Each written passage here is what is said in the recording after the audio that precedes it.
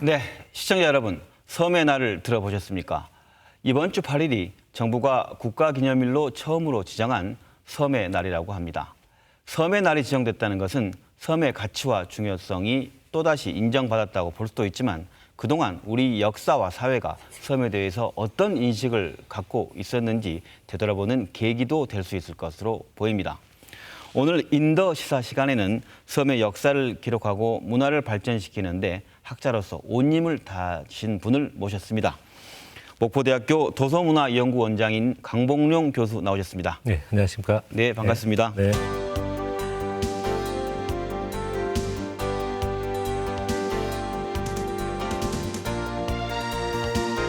도서문화연구원이라고 지금까지 제가 말씀드렸는데 도서문화연구원이라는 게 어떤 곳입니까? 영어로 그 좀 번역을 시키면은 네. 북컬처 인스티튜트라고 번역을 해오기도 합니다. 북컬처 인스티튜트, 네, 네. 책 관련된 연구소. 책문화연구소 뭐 이렇게. 사실 그건 아니죠. 섬문화연구원 이렇게 하는 것이 정확할 것 같습니다. 섬을 연구하는 기관은 아마 최초였고 지금도 유일한 것 같습니다. 네. 그래서 이제 섬의 날이 올해부터 국가기념일이 됐습니다만 아직 그 사실 모르는 국민들이 많습니다. 예. 섬의 날 제정에 큰 역할을 하셨다고 들었는데요. 네. 먼저 섬의 날이라는 게 뭔지 좀 설명하신다면요. 바다의 날은 있습니다. 바다의 날은 1996년에 제정되었고 네. 그 바다의 날은 5월 31일입니다.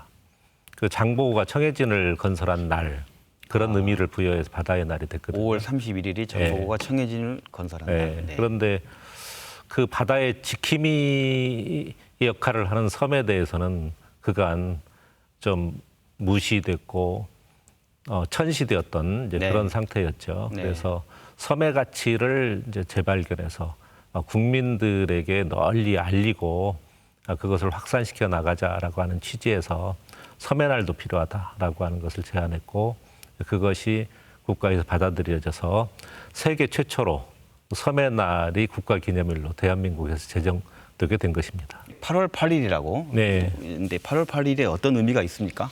8월 8일은 뭐 특별한 의미, 역사적 의미는 없고요. 네. 일단 여름철 많은 국민들이 바다나 섬에 놀러 가기 좋은 때.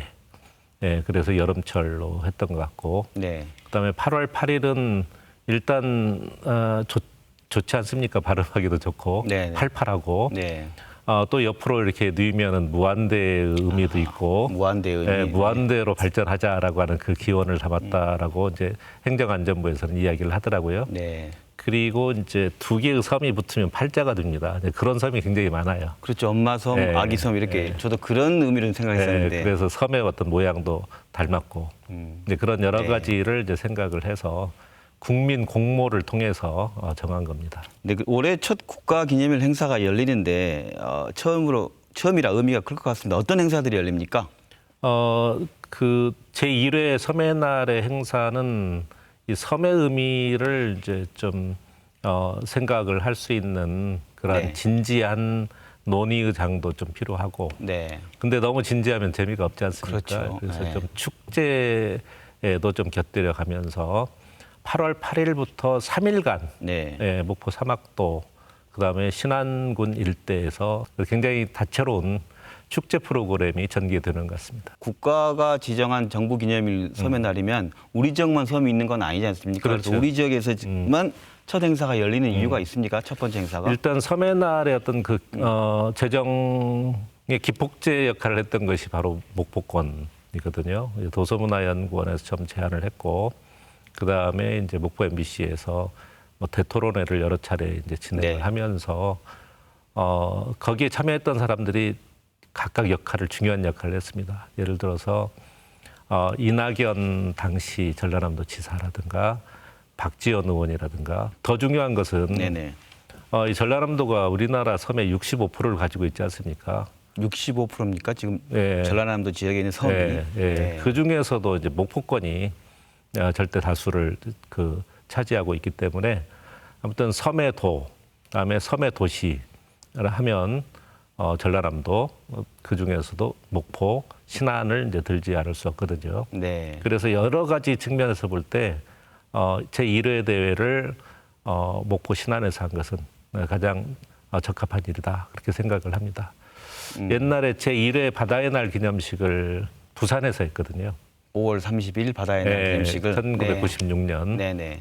그래서 그 부산은 이제 그 바다, 해양의 도시, 해양의 수도, 그다음에 목포, 신안권은 섬의 수도. 뭐 이런 그 구도로 가면 좋지 않을까 생각을 합니다. 아까 말씀하신 바다의 날 같은 경우 우리가 해양이라든가 그쪽에 주목했다고 네. 한다면 2012년 여수 엑스포 때도 그 주제가 섬과 연안이었거든요. 네. 뭔가 이제는 해양도 중요하지만 거기 요소인 섬과 연안에 네. 주목하고 그 가치가 있다는 데들이 좀 뜻이 모아진 거 아닌가 생각 드는데요. 네, 그렇습니다. 바다, 섬이라고 하는 것은 바다와 뗄래야 뗄 수 없는 어떤 그런 존재고 바다의 지킴이고 또 섬은 영어로 하면 아일랜드인데 IS 플러스 랜드입니다. 랜드는 땅이잖아요. IS는 바다입니다. IS가 예, 바다를 포함한 땅이 실은 섬이라고 하는 뜻이거든요. 네네. 아일랜드라고 하는 뜻. 네. 그래서 우리는 이제 독도는 우리 땅 하면은 그 랜드만 이야기하는 겁니다. 그래서 독도는 우리 섬 그렇게 이야기를 해야 됩니다. 그렇게 되면 어떻게 됩니까? 랜드 플러스 씨. 예, 그래서 그 바다를 포함한 개념. 일본이 독도를 탐내는 게 그 랜드만 탐내는 게 아니잖아요. 그 랜드로 인해서 포괄되는 인근되는 해역을 바다. 네. 그 탐내는 것이기 네네. 때문에 우리는 독도는 우리 랜드, 땅 이렇게 하지 말고 독도는 우리 섬 그래야 확실합니다. 섬의 날 제정할 때 김부겸 장관이 이런 얘기를 했다고 합니다. 섬의 가치를 재발견해서 국가의 성장 동력으로 그렇습니다. 해나가겠다. 네. 이렇게 얘기를 했는데 사실 모두의 말씀하신 것처럼 섬하면 낙후되고 소외되고 뭐 이런 인식이 와닿아서 성장 동력이란 말이 쉽게 가슴에 와닿지 않아요. 그렇죠. 네. 그 성장 동력으로서 섬하면 우선 그 관광 산업의 가치를 네, 좀 네. 떠올리게 네. 되는데 그 외에 또 산업적인 가능성도 있습니까? 우리가 6차 산업 얘기까지 하는데 이게 네. 무슨 얘기인지 좀 쉽게 설명해 주신다면요. 그러니까 지금 이제 섬이 절박한 상황입니다. 그 노령화 되어가고 그 다음에 그 노인들이 그 뭐 한두 분이 사는 섬, 그 네. 아직은 유인도잖아요. 그렇죠. 근데 그분들이 돌아가시면 무인도가 되어 간다 이거죠. 네. 노령화, 무인도화의 추세가 늦춰지지 않고 있습니다. 이런 추세로 가면 50년 후에 우리나라의 유인도의 15%가 무인도화 된다는 것입니다. 네. 그리고 이대로 방치되면은 거의 그 유인도는 몇 개 안 남게 되는 이제 그런 상황이 초래될 수밖에 없거든요. 네. 그런데 이제 섬에 대한 관심이 일어나면서 육지 사람 중심으로 이제 섬을 바라보는 거예요. 그게 뭐냐면은 가고 싶은 섬. 네. 그 가고 싶은 게 만드는 게 육지 사람이 가고 싶게 만들자는 거 아닙니까? 이 섬에 대한 관심이 아니죠. 그게 바로 섬 관광이에요. 네. 그런데 이 섬을 먼저 살려놓고 그 다음에 이제 그 육지 사람들이 그 갈 수 있도록 해야죠. 적어도 이게 병행이 돼야 됩니다. 네, 병행이 네. 돼야 되는데 네. 이 정책의 어떤 흐름을 보면은 육지 중심, 육지 사람 중심으로 섬 정책이 좀 진행되는 것이 아닌가. 육지 사람 중심이란 말씀은 내가 네. 뭐 1년에 한 번씩 휴가 네. 가거나 네, 할 때 가고 싶은 섬. 가고 싶은 섬을 해서 육지의 시각으로 바라본다. 네. 네. 근데 이제 섬은 아까 말씀드렸듯이 그 노령화 되어가고 무인도화 되어가는 어떤 그런 추세 속에 있는데 그렇죠. 네. 거기에서 그 육지 사람들이 오면은 뭔가 반기기도 하고, 응? 그분들에게 섬을 즐길 수 있게 하는 어떤 그런 인적, 물적 인프라가 좀 있어야 되지 않겠습니까? 그렇죠. 그러려면은 네. 섬에 사람이 살 수 있게 해야 됩니다. 네, 살 수 있도록 하는 그런 정책, 네. 이런 부분들이 더 강조돼야 될 것 같습니다. 네, 그런 면에서 섬에서 좀 산업을 일으키자. 네. 섬 산업. 네. 섬 산업. 예, 이제 산업하면은 좀 거대하게 들릴 수 있죠. 인더스트리. 네, 네. 그 생업이라고 부르죠. 이 섬 생업을 좀 일으켜야 되겠다라고 하는 그런 생각을 해봅니다. 그러려면은 네. 섬이 가지고 있는 장점이 뭐냐면 아까도 말씀드렸듯이 랜드와 씨가 같이 있어요. 그래서 랜드를 통해서는 농업을 할 수가 있고 시를 통해서는 수산업을 할 수가 있거든요. 그렇죠. 네. 이게 1차 산업입니다. 그런데 그 1차 산물을 그냥 유통시키면 부가가치가 좀 낮죠. 그렇죠. 그러니까 그것을 이제 친환경적으로 가공을 하는 가공 시설을 이제 좀 도입을 하고 그다음에 이제 그런 1차 산업과 2차 산업의 생업의 과정을 섬의 생태 문화와 함께 네네.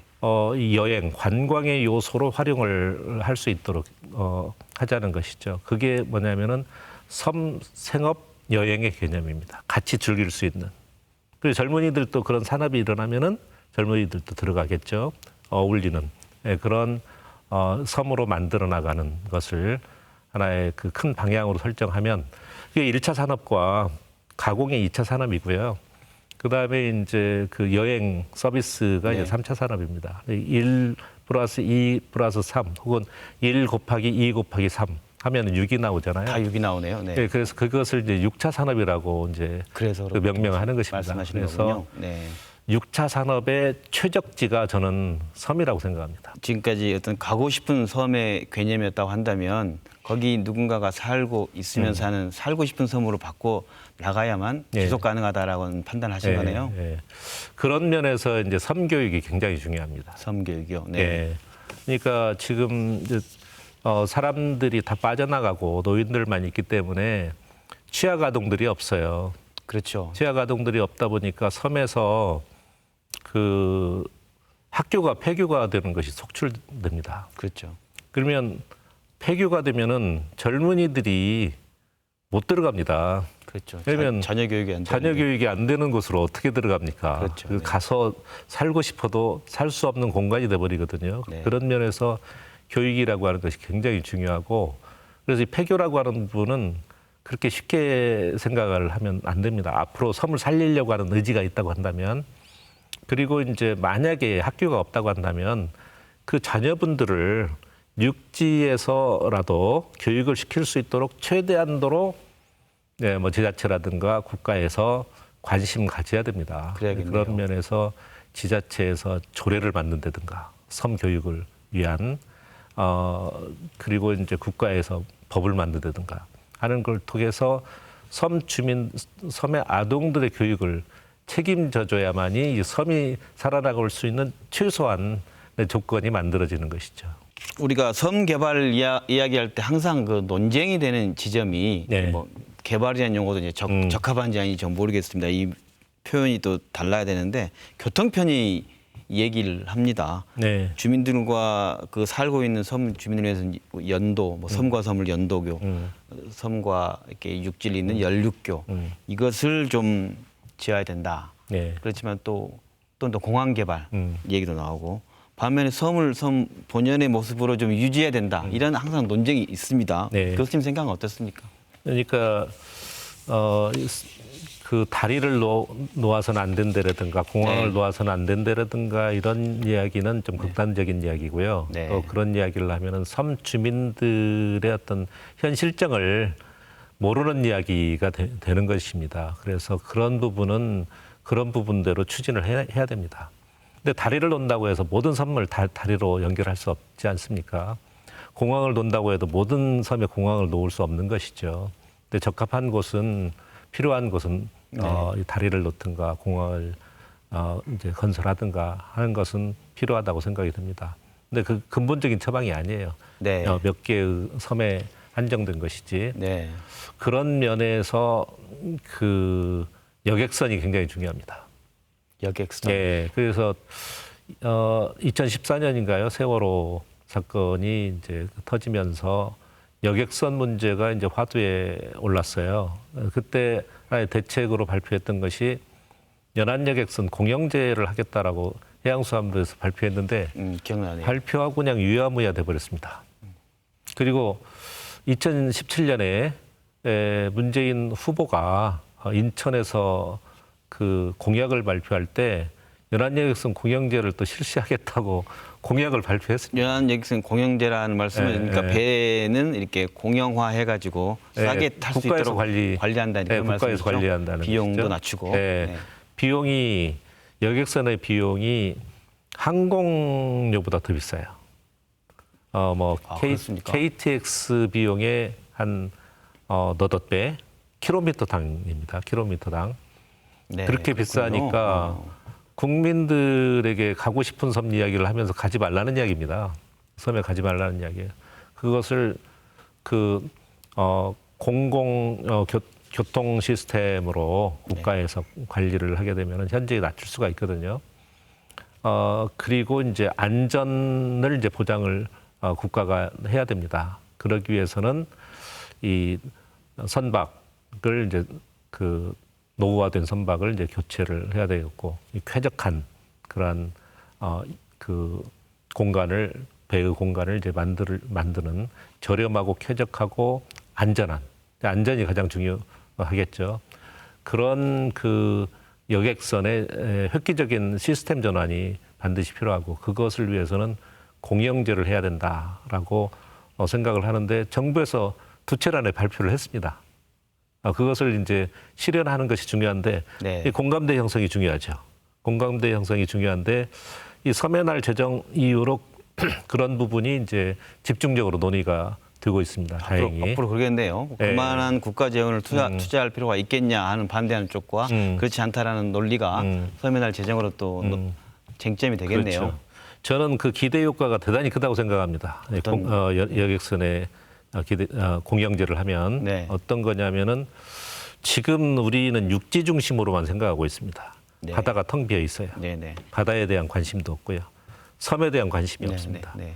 그런데 이제 여객선이 공영화돼서 안전하고 저렴하고 쾌적한 여객선 시스템이 되면은 많은 국민들이 배를 타고 섬에 가지 않겠습니까? 섬이 활성화되고 바다가 활성화되고 바다와 섬에 대한 국민적 관심이 네. 일어나고, 그러면은 지금은 육지만이 생활 공간, 생활 영토예요. 생활 영토라고 하는 이제 개념을 쓰자면은, 네네. 그러면 섬을 거점으로 한 바다가 우리의 생활 영토로 들어옵니다. 네. 그렇게 되면은 우리의 생활 영토가 몇 배가 확대가 되냐면은 5.5배가 확대가 됩니다. 엄청난 일이죠. 네네. 영토가 5배 이상 넓어진다는 생활 얘기죠? 영토. 생활 영토. 네네.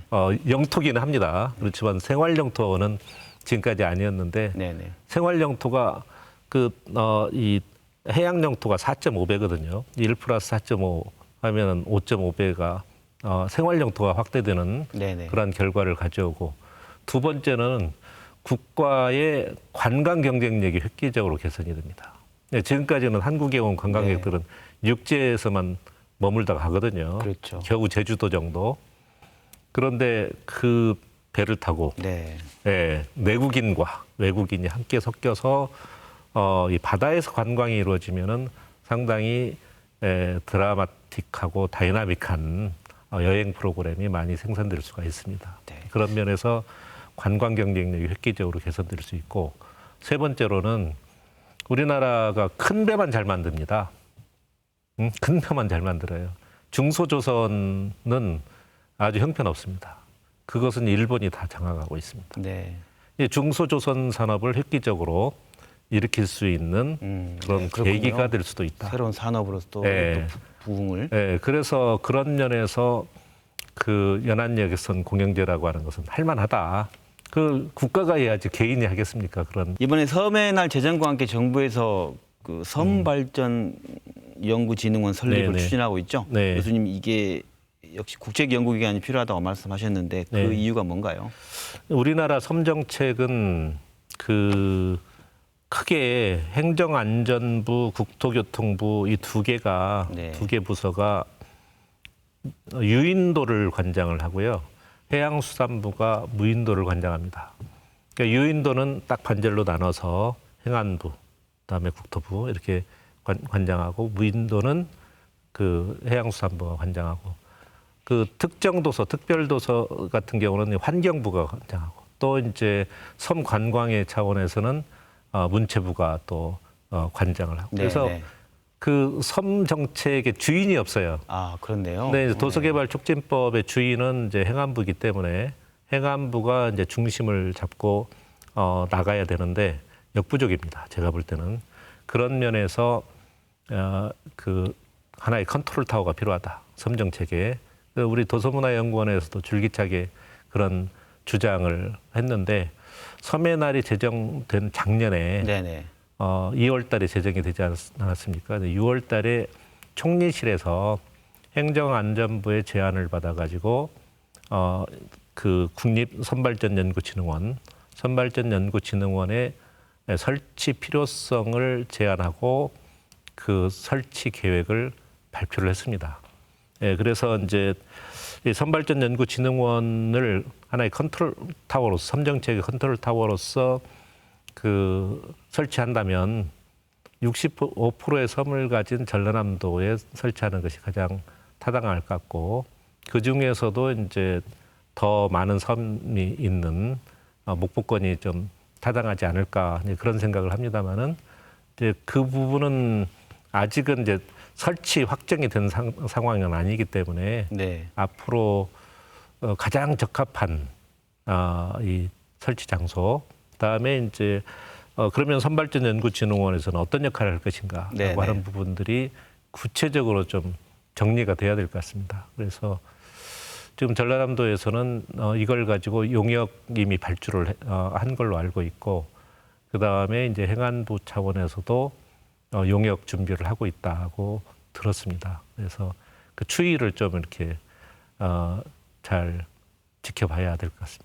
그 마지막으로 우리 지역의 미래에 있어서 그 섬이 얼마나 중요하고 어떤 의미가 있는지 이렇게 섬의 날 제정을 통해서 할 만큼 예. 어떤 의미가 있는지 좀 설득해 주신다면. 예, 네. 그 섬이 살아야 전남이 산다. 네. 저는 이제 그렇게 생각을 하는데 이미 역사적으로 입증된 사실입니다. 역사학자로서 특히 섬과 바다의 역사를 들여다보니까 섬과 바다가 살아야 전라남도가 살고 조선시대의 그 해금 공도가 되니까 전라남도가 좀 그 쇠퇴하는 그런 측면이 분명히 나타나고 있습니다. 네. 그런 면에서 그 섬이 살면 이 전라남도가 다시 그 기회가 올 수 있겠다. 새로운 중심이 될 수 있겠다라고 하는 그런 생각을 하게 되고요. 문재인 대통령이 아주 의미심장한 것을 발표한 적이 있습니다.